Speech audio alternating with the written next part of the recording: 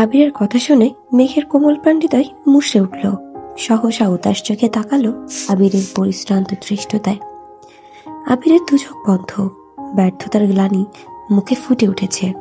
কোন এক অদ্ভুত ক্লেশে আবিরের বুকের ভেতরটা ভারী হয়ে আছে। মেঘ রাশভারী কণ্ঠে বিড়বিড় করল, আপনি পাশে থাকলে আমি সব ঝড় সয়ে নিয়ে যাব।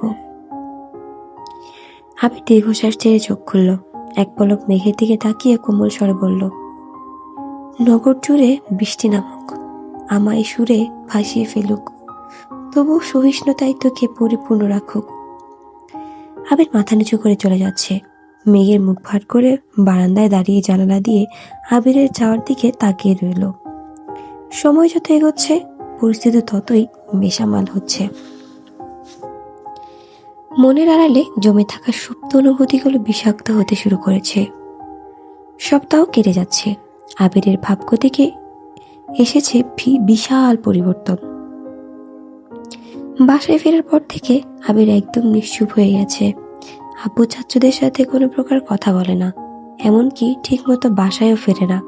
3টে প্রজেক্ট শেষ হয়েছে, বাকি 2টার কাজ একা হাতে সামলাচ্ছে। কখনো রাত 2টা-3টায় বাসায় ফেরে, কখনো বা ফেরেও না। মেঘ দিনে কয়েকবার কল দিয়ে আবিরের খোঁজ নেয়, তবে ইদানিং আবির মেঘের সাথেও তেমন কথা বলে না। সবসময় দায়সারা ভাব নিয়ে কথা বলে। মেঘ কিছু জিজ্ঞেস করলে শুধু উত্তর দেয়, নিজ থেকে কিছুই বলে না। মেঘও কিছুদিন যাবৎ বিষয়টা খেয়াল করছে। আবিরকে জিজ্ঞেসও করেছে, কিন্তু আশানুরূপ কোনো উত্তর পায়নি। আবিরের নিস্তব্ধতা আর সহ্য করতে পারছে না মেয়েটা। মোজাম্মেল খানও ইদানিং আবিরের সাথে বেশ শান্ত স্বরে কথা বলেন, কিন্তু আলী আহমেদ খানের মনে আবিরের প্রতি ক্ষোভের অন্ত নেই। আজ সকালে খাবার টেবিলে সবাই উপস্থিতিতে আলী আহমেদ খান আবিরকে উদ্দেশ্য করে বললেন, তোমার যে আগামীকাল ফ্লাইট, এটা কি সবাই জানে? বড় অপর মুখ থেকে এমন প্রশ্ন শুনে মেঘ অতর্কিতে চোখ বড় করে তাকালো। আবির এক নজর মেঘকে দেখে গম্ভীর স্বরে বলল, না, বলা হয়নি এখনো। মালিহা খান কথাটা শোনা মাত্রই রান্নাঘর থেকে বেরিয়ে আসতে আসতে উদ্বিগ্ন কণ্ঠে জিজ্ঞাসা করল, কিসের ফ্লাইট? আলী আহমেদ খান মেকি স্বরে বললেন, কেন, তোমার আদরের ছেলে তোমাকে কিছু জানায়নি? মালিহা খান ভারী কণ্ঠে প্রশ্ন করলেন, আবির, কিছু বলছিস না কেন? মাথা নিচু করে গাম্ভীর্যের স্বরে জবাব দিল, একটা প্রজেক্টের কাজে কয়েক মাসের জন্য দেশের বাইরে যেতে হবে। অপ্রত্যাশিত বাক্য কর্ণকুহরে প্রবৃত্ত হওয়া মাত্রই মেঘের সবকিছু এলোমেলো হয়ে যাচ্ছে। আখি যুগল পূর্বের তুলনায় আরো বেশি প্রশস্ত হয়ে গেছে। বুকের ভেতর কালবৈশাখী ঝড় শুরু হয়েছে। মনে হচ্ছে মেঘের হৃদয়ের উষ্ণ অনুভূতিরা মেঘের গলা চেপে ধরেছে, নিঃশ্বাস নিতে পারছে না।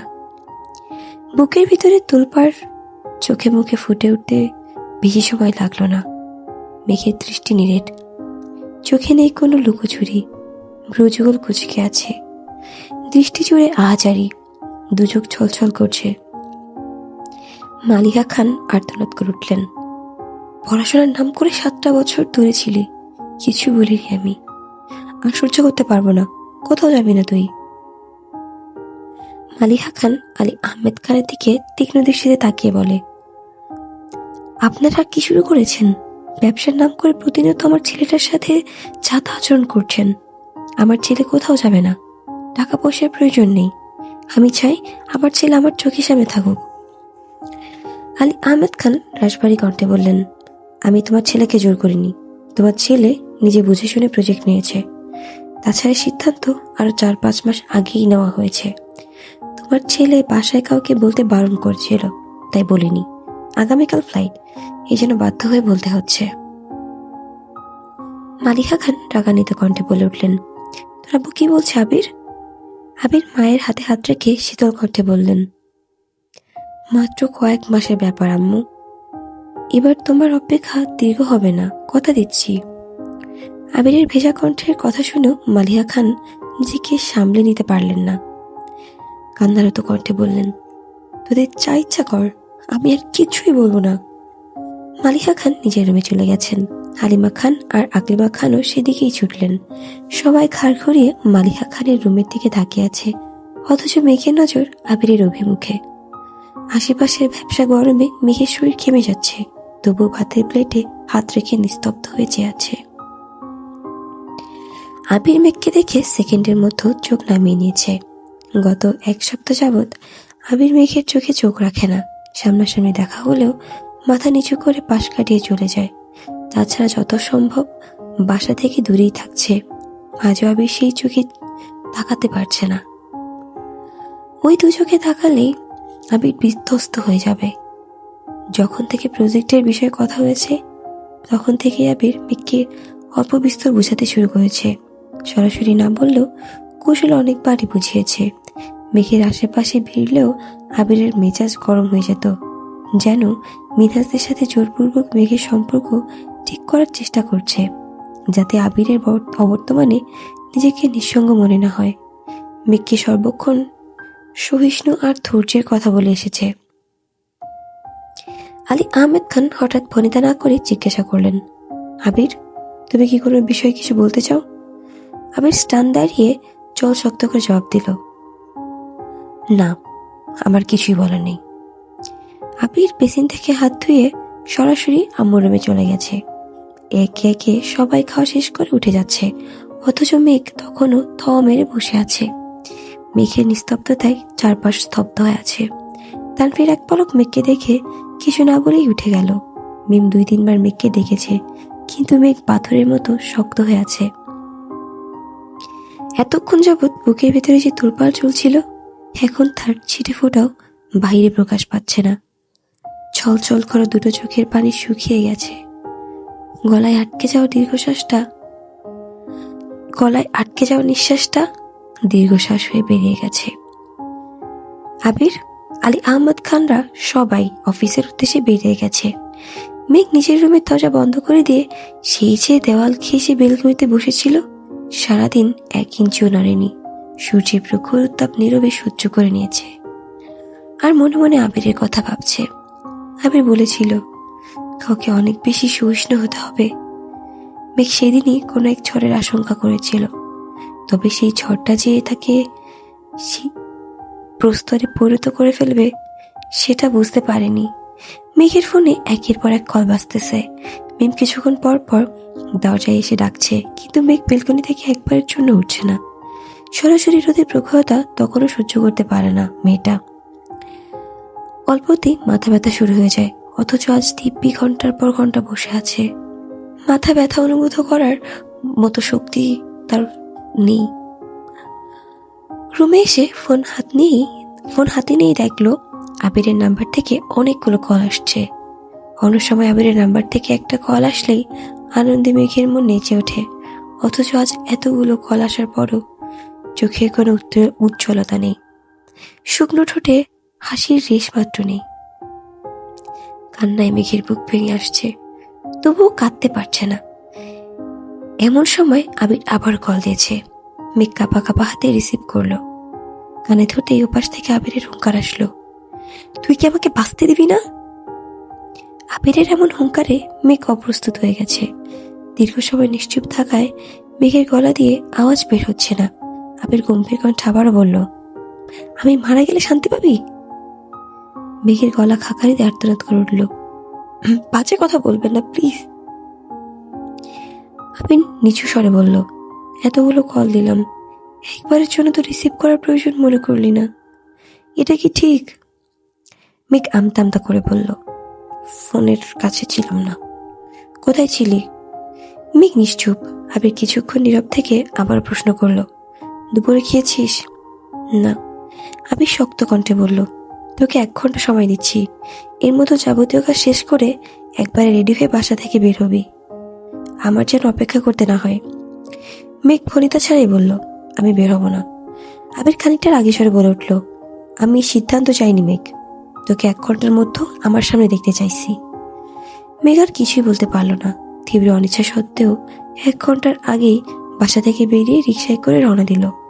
বাসায় একমাত্র মিমকে বলে বেরিয়েছে। মালিহা খান সারাদিন কান্নাকাটি করে ঘুমিয়েছেন। হালিমা খান সেখানেই বসে আছেন। আকলিমা খান আদিকে ঘুম পাড়িয়ে নিজেও ঘুমিয়েছেন। মেঘ কিছুটা সামনে এগোতেই আবিরকে দেখল। মেঘকে দেখেই আবির জিজ্ঞেস করলো, কে আসছিস? মেঘ উপর নিচে মাথা নাড়ল। পশ্চিম আকাশে সূর্যের রক্তিম আভায় ছেয়ে আছে। আবির যথারীতি মেঘের পাশে রিক্সাতে বসলো। ব্যস্ততম শহরে স্বস্তির নিঃশ্বাস নেওয়ার কোনো স্থান নেই। উদ্দেশ্যহীন গন্তব্যে রিক্সা চলছে, কারো মুখে কোনো কথা নেই। কিছুটা নির্জন জায়গায় আবির রিক্সা থামাতে বলল। রিক্সা থেকে নেমে দুজনেই হাঁটতে শুরু করলো। মেঘের চিবুক নামলো। কিছুটা এগোতে আবির খুব ঠান্ডা গলায় বলল, সবাই শুনলে কষ্ট পেত, তাই আমি আগে কাউকে কিছু বলিনি। কিন্তু আমার এখন যাওয়াটা খুব প্রয়োজন। আশা করি তুই অন্তত পক্ষে বুঝবি। মেঘ জিভ দিয়ে ঠোঁট ভিজে নিচু স্বরে বলল, প্রয়োজন হলে অবশ্যই যাবেন। আবির ভ্রুকুচকে ব্যস্ত ভঙ্গিতে জিজ্ঞাসা করল, তুই কি এখনো রেগে আছিস? মেঘ হালকা করে হেসে বলল, না। সামনাসামনি দুটো চেয়ারে বসে আছে দুজন। 2 কাপ চাও অর্ডার করেছে। আবিরের চোখ মাটিতে স্থির হয়ে আছে। মেঘের চোখের দিকে 1 সেকেন্ডের জন্য তাকাতে পারছে না। মেঘ এক দৃষ্টিতে তাকিয়ে শান্তস্বরে জিজ্ঞেস করল, আপনার কি শরীর খারাপ? আবির চোখ মুখ মুছে ঠিক করে বসলো। ধীরে ধীরে এপাশ ওপাশ মাথা নেড়ে কাঁধ উঁচিয়ে শীতল কণ্ঠে বলল, চল উঠি। আবিরের অস্বস্তি বুঝতে পেরে মেঘ আর কিছু বলল না। কাপে তখনও অর্ধেক চা, সেভাবেই কাপ রেখে দিয়েছে। মেঘের মন ভালো করতে বাসা থেকে বের করে এনেছিল, অথচ বুকের ভেতরের হাহাকার নিজেই অস্বস্তিতে পড়ে গেছে। সময় নষ্ট না করে মেঘ কিনে সরাসরি শপিং করতে গেল। বেশ কয়েকটা শপ ঘুরে মেঘের জন্য একটা স্মার্ট ওয়াচ নিয়েছে। ফোনের সাথে কানেক্ট করে মেঘের হাতে পরিয়ে দিতে দিতে গুরুভাব কণ্ঠে বলল, আজকের পর থেকে ঘুম আর গোসল ব্যতীত সর্বক্ষণ এটা পরে রাখবি।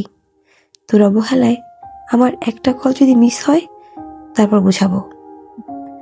মেঘ নীরবে চোখ তুলে তাকাতেই আবিরের সাথে দৃষ্টি বিনিময় হলো। অতর্কিতেই আবির নিজের চোখ নামিয়ে নিয়েছে। মেঘ ভ্রুকুচকে বলল, ওখানে গেলে কি আপনার আমার কথা মনে থাকবে? আবির চটজলদি উত্তর বইল, মনে থাকবে না কেন? উত্তর না দিয়ে উল্টো প্রশ্ন করল, বাসা যাব না? আবির ভ্রুকুচকে দীর্ঘশ্বাস ছেড়ে বলল, কেবল আজকের রাতটাই। কাল রাত থেকে হুটহাট জোর করার মতো কেউ থাকবে না। তুই তোর মতো থাকতে পারবি। মেঘ চোখ গোল গোল করে তাকালো। ততক্ষণে আবির সামনের দিকে চলে গেছে। মেঘও পিছু পিছু হাঁটতে শুরু করলো। টুকিটাকি কেনাকাটা শেষ করে বেরিয়েছে। আজ কারো মুখে তেমন কোনো কথা নেই। অনেকটা সামনে এগোতেই দেখলো মেলা চলছে। সন্ধ্যার পর পর রাস্তায় বেশ ভিড় জমেছে। আবির মেঘের ডান হাতটা শক্ত করে ধরে রেখেছে। মেঘ উদাস ভঙ্গিতে আশেপাশে মানুষজনকে দেখছে। কত কত কাপল ম্যাচিং শাড়ি পাঞ্জাবি পরে ঘুরছে, একসঙ্গে বসে খাচ্ছে। এসব দেখে মেঘের বুক করে দীর্ঘশ্বাস বেরিয়ে আসলো। আচমকা তাকালো হাতের দিকে। নিজের অশান্তি মুচকি হেসে বলল, নিয়তির নির্দয়তার নিমিত্তে এই মানুষটা আমার হয়েও আমার নয়। মেঘ আনমনে আশেপাশে তাকানো দেখে আবির স্বাভাবিক কণ্ঠে বলল, মেলায় যাবি? মেঘ ডানে বামে মাথা নেড়ে সঙ্গে সঙ্গে মুখেও বলল, যাব না। আবির মৃদু হেসে সামনের দিকে থেকে 2টো টিকিট কেটে মেঘকে নিয়ে ভেতরে ঢুকলো। মানুষের ভিড়ে পা ফেলার জায়গা নেই। আবির অতি সন্তর্পণে মেঘকে নিয়ে ভেতরে ঢুকলো। বাসায় এত এত কাচের চুড়ি থাকা সত্ত্বেও মেঘ একটা দোকানে দাঁড়িয়ে নতুন ডিজাইনের কাচের চুড়ি দেখছে। মেঘের চুড়ির প্রতি কৌতূহল দেখে আবির খুব যত্ন সহকারে চুড়ির ভেতরের 3 আঙ্গুল ঢুকিয়ে পরীক্ষা করে সুন্দর ডিজাইনের 3 সেট চুড়ি মেঘের দিকে এগিয়ে দিয়ে বলল, এগুলো দেখ। মেঘের হাতে অলরেডি সেম ডিজাইনের 1 সেট চুড়ি। আবির সেটা হাতে নিয়ে পরীক্ষা করে বলল, এগুলো তোর হাতে বড় হবে, ওইগুলো পর। মেঘ অবিশ্বাস্য দৃষ্টিতে তাকিয়ে তপ্তস্বরে বলল, কে বলেছে বড় হবে? এগুলো ঠিকঠাক মতো লাগবে। আবির মলিন হেসে বলল, ওয়েট। আবির 2 সেট চুড়ি খুলে আলতোভাবে মেঘের হাতে পরিয়ে দিচ্ছে। বড় চুড়িগুলো ডান হাতে পরিয়েছে। মেঘ অপলক দৃষ্টিতে নিজের হাতের দিকে তাকিয়ে আছে। আবির চুড়ির আগে গিফট করলেও এই প্রথমবার নিজের হাতে পরিয়ে দিচ্ছে। চুড়ি পরানো শেষে মেঘ 2 হাত নাড়িয়ে দেখতে লাগলো। আবিরের দেওয়া চুড়ি সেট খুব সুন্দর মতো লেগেছে। অন্যটা একটু বড় হওয়ায় মনে হচ্ছে খুলে পড়ে যাবে। মেঘ আশ্চর্য নয়নে তাকিয়ে প্রশ্ন করলো, আমার হাতে ওই চুড়িটা লাগবে এটা আপনি কিভাবে বুঝলেন? আবির দু চোখ ছোট করে হাসলো। কিছু বলতে গিয়েও থেমে গেল। আশেপাশে তাকিয়ে মেঘে স্বরে বলল, থাক, এখানে কিছু না বলি। আবিরের মুখে দুষ্টু হাসি দেখে মেঘ ভ্রু কুঁচকাল। সঙ্গে সঙ্গে তাকালো দোকানের ছোট ছেলেটার দিকে। ছেলেটাও কেমন করে হাসছে।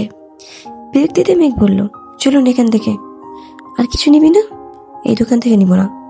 ছেলেটা সঙ্গে সঙ্গে মন খারাপ করে বলল, সরি ভাবি, আমি আর হাসবো না, আপনার যা পছন্দ নিয়ে নিন। অপরিচিত এক ছেলের মুখে ভাবি ডাক শুনে মেঘ অপ্রত্যাশিতভাবে তাকালো। পরপর চোখে তুলে তাকালো আবিরের মুখের পানে। আবিরের ঠোঁটে তখনও হাসি লেগেই আছে। মেঘ এক মুহূর্তের জন্য আবিরের যাওয়ার ঘটনা বেমালুম ভুলে গেল। আবিরের হাস্যোজ্জ্বল মুখের পানে তাকিয়ে নিজেও হাসলো। তারপর অদূরে ভঙ্গিতে শুধালো, আর কি নিব? আবির অষ্টযুগল আরো প্রশস্ত করে বলল, হায় রে মেয়ে মানুষ, এক সেকেন্ডে সব ক্রোধ গায়েব। মেঘ ফোঁস করে শ্বাস ছেড়ে গম্ভীর কণ্ঠে বলল, ঠিক আছে, চলে যাচ্ছি। আবিরের সঙ্গে সঙ্গে মেঘের বাহু চেপে ধরে মোলায়েম কণ্ঠে বলল, ই না, তোর যা ভালো লাগে সব নিতে পারিস। আবিরের হাতে হাত থাকা মেঘের বাহু দুই আঙুলের পরক করে মেঘের হাতটা উপরে তুলে মেঘকে দেখিয়ে আবির আকস্মাৎ শক্ত কণ্ঠে বলল, এখন যেমন রেখে যাচ্ছি ফিরে এসে যেন তেমনই পাই। 1 ইঞ্চি এদিক সেদিক হলে সোজা বুড়িগঙ্গায় ফেলে দিয়ে আসবো। মেঘ ওষ্ঠ উল্টে বিড়বিড় করে বলল, কেন? আবির নিরেট কণ্ঠে বলল, আমার বাড়িতে কোনো কঙ্কালের জায়গা হবে না। মেঘ মুখ ফুলিয়ে আবিরের দিকে চেয়ে আছে। আবির দোকান থেকে 2টি টিকলি হাতে নিয়ে মনোযোগ দিয়ে পরীক্ষা করে একটা মেঘের কপালে ধরে মৃদু হেসে বলল, এটা একদম ঠিকঠাক। বেশ কয়েকটা আংটিও দেখে নিল। মেঘের আঙুলে পরিয়ে পরিয়ে দেখছে। মেঘ বিস্ময়কর দৃষ্টিতে আবিরের কর্মকাণ্ড দেখছে। আবির খুব যত্ন নিয়ে প্রতিটা জিনিস পর্যবেক্ষণ করছে। একটা মেয়ের জীবনে এর থেকে বেশি চাওয়ার বোধ হয় আর কিছুই হতে পারে না। স্বর্ণ কিংবা হীরার চেয়েও অধিক মূল্যবান প্রিয় মানুষের থেকে প্রাপ্ত সময়, তার মনোযোগ আর ভালোবাসা। মেলা থেকে কেনা প্রতিটি জিনিসের মূল্য অতি নগণ্য, অথচ মেঘের কাছে সেগুলো খুবই মূল্যবান। মেঘের জন্য কেনাকাটা শেষ করে মিমার আদির জন্য মেলা থেকে কিছু কিছু জিনিস নিয়েছে। মেলা থেকে বেরিয়ে দুজন আবারও হাঁটতে শুরু করলো। এর মধ্যে তানভীরকে কল দিয়ে একটা রেস্টুরেন্টে আসতে বলল। ভিড় ঠেলে আবির মেঘের হাত ধরে হাঁটছে। আবির অবশ্য রিক্সা নিতে চেয়েছিল, কিন্তু মেঘের আবিরের সঙ্গে হাঁটতে খুব ইচ্ছে করছিল, তাই রিক্সায় ওঠেনি। এই যে আবির মেঘের হাতটা শক্ত করে ধরে আছে, এতেই মেঘের বিষাদে ঢাকা মন ভালো হয়ে গেছে।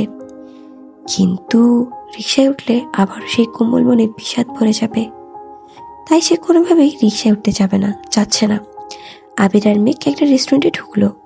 মেঘকে একটা টেবিল দেখিয়ে আবির স্বাভাবিক ভঙ্গিতে বলল, তুই একটু বস, আমি ফ্রেশ হয়ে আসছি। আবির চলে যেতে নিলেই 3টা মেয়ে মেঘের সামনে হাজির হলো। মেয়েগুলো দেখতে মাশাআল্লাহ বেশ সুন্দরী, আবার সাজুগুজু করেছে, তবে বয়সে মেঘের থেকে অনেক বড় হবে। মেঘ প্রকুচকে তাকিয়ে আছে। 3টা মেয়ের মধ্যে একজন বলে উঠল, তোমার পাশের ছেলেটা আবির ছিল, তাই না? মেঘ সন্দেহের দৃষ্টিতে তাকিয়ে নিরেট কণ্ঠে বলল, হ্যাঁ, কেন? আর একটা মেয়ে আহ্লাদি কণ্ঠে জিজ্ঞাসা করলো, তুমি বুঝি আবিরের গার্লফ্রেন্ড? মেঘ ঠোক গিলল। আবিরের প্রতি মেঘের তীব্র প্রেমানুভূতি, সেই সাথে আবিরের যত্নে দুজনের সুপ্ত প্রেমের সম্পর্ক অস্বীকার করার উপায় নেই। আবির মুখ ফুটে এখনো কিছু না বলল। মেয়েগুলোর সামনে শান্ত স্বরে বলল, জি। মেয়েগুলো একজন আরেকজনকে ধাক্কা দিয়ে বলল, বলছিলাম না গার্লফ্রেন্ড, দেখলি তো? মেঘ উদ্বিগ্ন কণ্ঠে প্রশ্ন করলো, আপনারা কারা? আর আবির ভাইকে কিভাবে চিনেন? একটা মেয়ে কপাল গুটিয়ে বলল, আবিরকে ভাই ডাকছো কেন? বয়ফ্রেন্ড কি কেউ ভাই ডাকে? মেঘ চিবুক নামিয়ে মৃদুস্বরে বলল, উনি আমার চাচাতো ভাই। কিন্তু আপনারা কারা? এবার মেয়েগুলো ধাক্কা ধাক্কি বেড়ে গেছে। তাদের মধ্যে একজন মিষ্টি করে হেসে বলল, ও আচ্ছা, তুমি তবে সেই যার জন্য আবির কলেজে কোনোদিন কোনো মেয়ের দিকে ফিরেও তাকায়নি, কারোর দিকে ফিরেও দেখেনি। বাড়িতে পড়ে থাকলে বাহিরে পেটনি দেখার তো প্রশ্নই আসে না। মেঘ অবাক চোখে তাকিয়ে আছে। আর একটা মেয়ে বলে উঠল, আমরা তোমার বয়ফ্রেন্ডের সাথে একই কলেজে পড়তাম, আজ এত বছর পর হঠাৎ মেলার মধ্যে আবিরকে দেখলাম। তারপর তুমি ছিলে। আবিরের যত্ন দেখে সন্দেহ করেছিলাম তুমি নিশ্চয়ই আবিরের প্রেমিকা হবে, তাই শিওর হতে তোমাদের ফলো করে এখান পর্যন্ত আসছি। বাই দ্য ওয়ে, তুমি খুব লাকি যে আবিরের মতো এমন একজন লোক পেয়েছো। আর একটা মেয়ে চাপা স্বরে বলল, যত্নে রাখো আমার অতীতের ক্রাশকে। মেঘ মোলায়েম কণ্ঠে বলল, জি ইনশাল্লাহ, আপনারা দোয়া করবেন। ফিয়ামানিল্লাহ, এখন আসি। হ্যাঁ, মেঘ উদ্বিগ্ন কণ্ঠে বলল, চলে যাবেন কেন? উনি এখনই চলে আসবে, বসুন আপনারা, আমাদের সাথে ডিনার করুন। মেঘুল উদাস ভঙ্গিতে বলল, আবির যদি এসে দেখে আমাদের এখানে, নিশ্চিত ভাববে তোমার কাছে উল্টাপাল্টা কথা লাগাচ্ছি। থাক, তোমরা আনন্দে থাকো, তোমরা আনন্দ করো, আমরা আসি। পাশের মেয়েটা আবারও বিড়বিড় করে বলল, ক্লাসের প্রেমিকাকে দেখেই পেট ভরে গেছে, আজ রাতে কিছু খেতে হবে না, না খেলেও চলবে। যেতে যেতে পাশের জন ধমক দিল, মুখটা বন্ধ রাখতো, মেয়েটা কি ভাবছে কি জানে। মেয়েগুলো রেস্টুরেন্ট থেকে বেরিয়ে গেছে। এর মধ্যে আবির হাত মুখ ধুয়ে চলে আসছে। টিস্যু দিয়ে হাত মুছতে মুছতে মেঘের দিকে তাকালো। মেঘ তখনও সেদিকে তাকিয়ে আনমনে হাসছে। আবির পেছনে করে উদ্বিগ্ন কণ্ঠে জিজ্ঞাসা করলো, কি হয়েছে, এভাবে হাসছিস কেন? অপরিচিত কেউ আসছিল? মেঘ হেলান দিয়ে বসে আবিরের দিকে তাকিয়ে ঠাট্টা স্বরে বলল, আপনার গার্লফ্রেন্ড আসছিল। আবির কপালে কয়েক স্তর ভাঁজ ফেলে প্রখর তপ্ত স্বরে শুধালো, আমার গার্লফ্রেন্ড মানে? মেঘ হেসে আবারও বলল, আহারে মেয়েটা আপনাকে কত বলতেই আবিরের চোখে চোখ পড়ল। আবির অগ্নিদৃষ্টিতে তাকিয়ে স্বনিত স্বরে বলল, আজে বাজে কথা বলবি না একদম। এমন সময় তানভীর এসে রাগান্বিত কণ্ঠে বলল, সমস্যা কি তোমার? আমার বোনটাকে বকা দেওয়া ছাড়া আর কোনো কাজ নেই তোমার? আবিরের মুখে পূর্বের মতো গাম্ভীর্যতা রেখে আবারও বলল, আমাকে বলছিস কেন? তোর বোনকে জিজ্ঞেস কর। তানভীর স্বাভাবিক কণ্ঠে জিজ্ঞাসা করলো, কি হয়েছে বলো? মেঘ সাফাই দেওয়ার স্বরে বলল, এক মেয়ে বলছে আবির ভাই নাকি তার ক্রাশ ছিল, তাই আমি মজা করছিলাম। তানভীর সন্দেহের দৃষ্টিতে তাকে জিজ্ঞাসা করলো, কোনটা আসছিল? মেঘ চোখ বড় করে বিস্ময়ের তাকিয়ে বলল, কোনটা মানে? কয়জনের ক্রাশ উনি? আবির আকস্মাৎ টেবিলের নিচে তানভীরের পায়ে পা চেপে ধরে অগ্নিদৃষ্টিতে তাকালো। তানভীর মজার ছলে বলল, আসলে ভাইয়াকে তো অনেক মেয়ে পছন্দ করে, কিন্তু ভাইয়ার কাউকে পাত্তা দেয় না। মেঘ মুচকি হেসে বলল, হ্যাঁ জানি। আবির আর তানভীর দুজনেই মেঘের সাথে সূক্ষ্ম নেত্রে তাকিয়ে আছে। কোন মেয়ে আসছিল, কি বলছে, এসব ভেবেই দুই ভাই আটকে উঠেছে। তানভীরের সাথে ইদানিং সম্পর্ক ভালো হওয়ায় মেঘ অনেক কথাই তানভীরের সাথে বলে, কিন্তু তাই বলে এই না যে মেঘ প্রেমিকের এক্সের ফ্যানের কথাও অতর্কিতে ভাইয়ের সামনে বলতে থাকবে। তিনজন একসাথে খাওয়া দাওয়া শেষ করে বেরিয়েছে। আবির তানভীরকে উদ্দেশ্য করে বলল, তুই ওকে নিয়ে বাসায় যা। মেঘ সঙ্গে সঙ্গে জিজ্ঞাসা করলো, আপনি যাবেন না? তানভীর মিটিমিটি হেসে বাইক স্টার্ট দিয়ে চলে গেল। আবির মলিন হেসে বলল, রাকিবদের সাথে দেখা করে বাসায় ফিরবো। মেঘ আস্তে করে বলল, তাড়াতাড়ি ফিরবেন।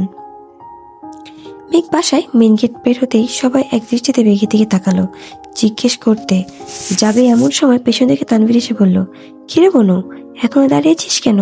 তুই না মিম আর আদির জন্য জিনিস কিনলি, ওদের দে। মেঘ সঙ্গে সঙ্গে আদিকে নিয়ে মিমের রুমে চলে গেছে।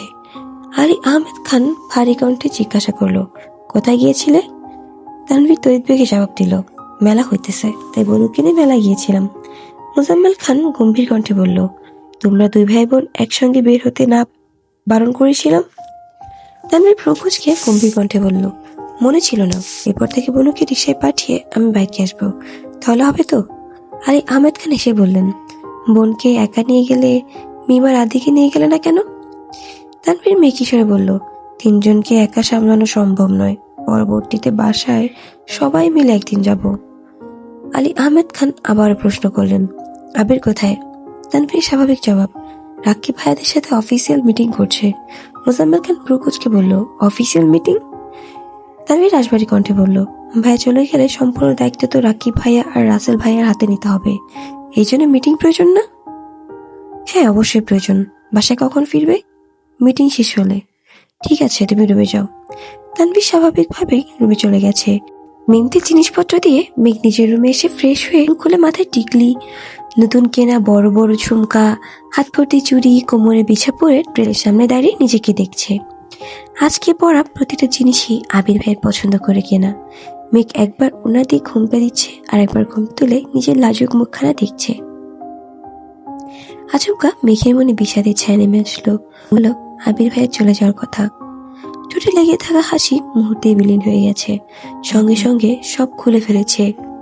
চুলে হাত খোপা করে বিছানার এক কোণে চুপটি করে বসে মেঘের মনে পড়ে আজ থেকে প্রায় 9 বছর আগের কথা, যখন প্রথমবারের মতো আবির ভাই দেশ ছাড়ার কথা হচ্ছিল। আবির আকুল কণ্ঠে বারবার মেঘকে জিজ্ঞাসা করছিল, তুই কি চাস আমি তোকে ছেড়ে চলে যাই? মেঘ বল প্লিজ, তুই একবার বল যেতে হবে না, আমি সত্যি সত্যি যাব না, কিছু তো বল প্লিজ।